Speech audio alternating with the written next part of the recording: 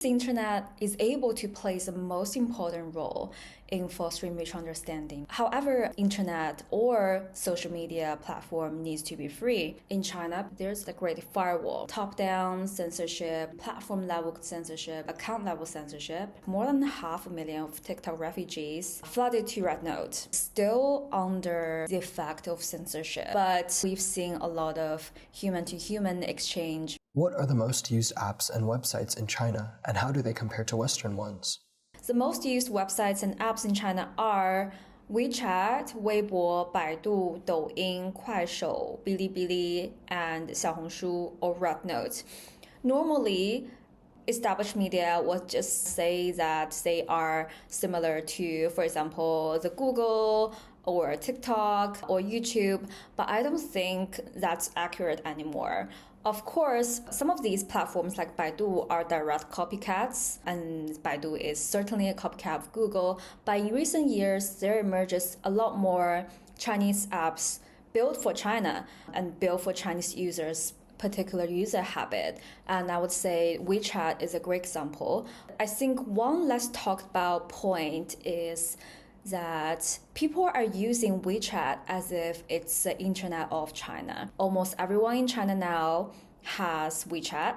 It's the default chat app. It's also a super app, meaning it's not just like WhatsApp where you can have conversations. Basically, because of the change in people's media consumption habit over a decade ago, a lot of publishing accounts and content moved over to WeChat. You can also read articles because it has a built-in publishing platform called WeChat official account. It also has a built-in application ecosystem, WeChat mini apps. It also has a short video channel. You can also pay your utility bills and basically do everything on there. So I would not compare it to WhatsApp anymore. I would actually compare that to what Google or even what the internet can do, because you can also search in WeChat. How does censorship work in China's internet? I think there are two main driving forces. One is tech, the other one's human.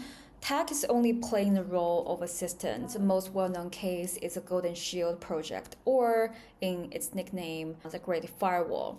It was something that was put into place around 20 years ago, and domestic users are forbidden from accessing certain foreign sites, from Facebook to Google to certain news sites. Fanqiang, to climb over a wall, meaning use virtual private network to change your user IP domain so that the internet recognizes you as a user from other regions, not China, so that you can access sites that you typically don't have access to if you live in China. And these days, when we talk about tag in censorship, there's also algorithmic censorship in different social media platforms such as Douyin, Bilibili, basically anything that's seen as social media, or even like any app that has content and published content on it needs to be censored. So if a vlogger uses certain words that are deemed as sensitive word by the authority or by the platform, their content may get a notification say that you have to delete or adjust your content so that it can reappear on our platform, or the video may get taken down, or the account itself may get shut. There's always human censors at media publications. They would read through everything to make sure that it's within the party guidelines.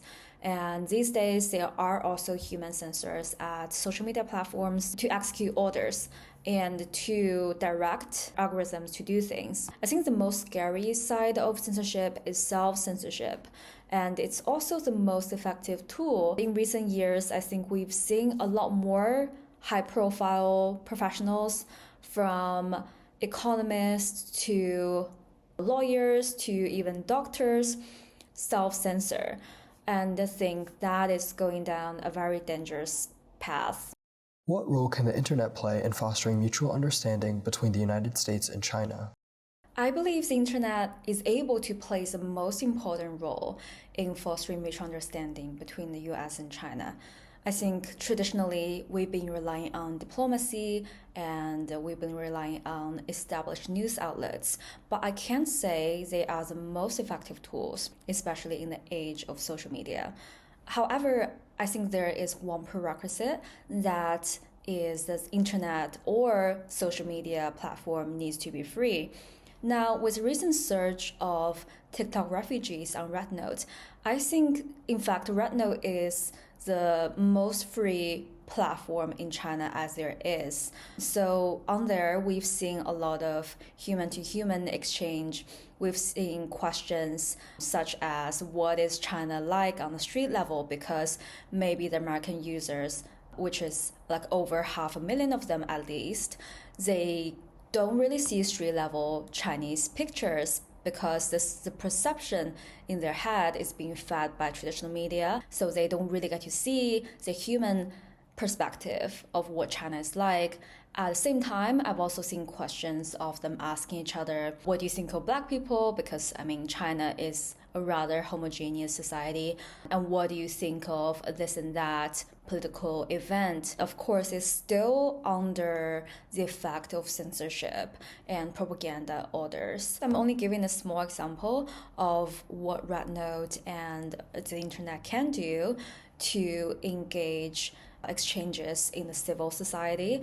However, I think if used well, platforms like Red Note and the internet can play a more important role than the government and than any kind of policy, any kind of cultural exchange programs. What role do influencers play in online cultural exchange? I would say they are very helpful in breaking barriers. And in recent years, I've come across a lot of accounts on Instagram and TikTok featuring Chinese influencers, and they don't have to do much. They actually just republish content they are already doing on Chinese social media. A lot of them just do that and put on English subtitles. So they may be doing that to explore overseas potentials with the help of VPN. You may have come across on TikTok or Instagram, there are a bunch of rural women in their 50s and 60s. They always rap the foods they're trying to make. And it's really fun to watch them rap, whether you understand the language or not. I think they may be just exploring the business potential of the English-speaking world. And the second scenario would be that they are selling directly to overseas buyers and they want to make content targeted to those audience. For the second example, you must know this guy, Tony, who sells lighting instruments. He can basically imitate any accent. He can also imitate any personality. I think one of the recent marketing strategies they did is that they would start the video with a viral TikTok content, and then Tony would be the one who gives you a twist in the ending. I think with these positive examples, I think it's really helpful to American users to know that, hey, like these Chinese people are like really funny, and Tony, for example, they may feel like they know Tony for a long time. But we have to be aware that influencers have business motives. They may have to put up a persona that is not necessarily true to their true self and in everyday setting. So I would say they are helpful, but the real humans or the people who don't come onto the platform just trying to sell things or just trying to gain likes and clicks, they are the most neutral and the most authentic voices of China. And for that reason, I think the influencers have definitely played a really important role in breaking barriers. But what really makes a difference is the authentic users in real life. How do Chinese and American internet users differ in their consumption of online content? I think when we compare user habit and when we compare the habits between different humans in different societies, we need to first address the differences in their context, meaning their internet environments. In China, because there's different level of restrictions, from top-down censorship to platform level censorship to account level censorship, we are more likely to see an economy of views, and people have to choose between something that's either black or white. Whereas in the American internet environment, there's a freedom of expression. People have more diverse views when it comes to public scandals, controversies, or current affairs. So I would say from my perspective, that's the biggest difference. How do Chinese and American internet users interact with each other online? I would go back to the example of Red Note. If you remember, the first part of the story is that more than 500,000 of TikTok refugees, quote unquote, flooded to Red Note. They are gaining so much traffic. Even if someone just came to the platform, they just post a simple video without any script, without any special makeup, saying that, hey, how are you? I'm a TikTok refugee. I'm from, for example, Tennessee. And he or she may have 10,000 likes without much effort. And that is very unfair to Chinese native users who have built their content with blood and sweat and who seem to have put in a lot more effort into their content. And why is that? I don't think it's because Red Note's algorithm is designed to prefer foreign content or non-Chinese content, but because non-Chinese people would usually stand out in China on the ground, and of course they will also stand out online. I think the root cause of this phenomenon is that Chinese society is very homogeneous, so it's quite easy for non-Chinese people to gain traction online and also gain attention. That says a lot more about what a society is instead of just people's user habit or a platform's algorithm, because that's what shapes people's digital behavior no matter where they're from. When Chinese people go abroad, they may be forced to integrate with a more diverse society. They have to face a shift in their self-identity because they're no longer part of the mainstream ethnicity. They may be even portrayed as a marginalized social group.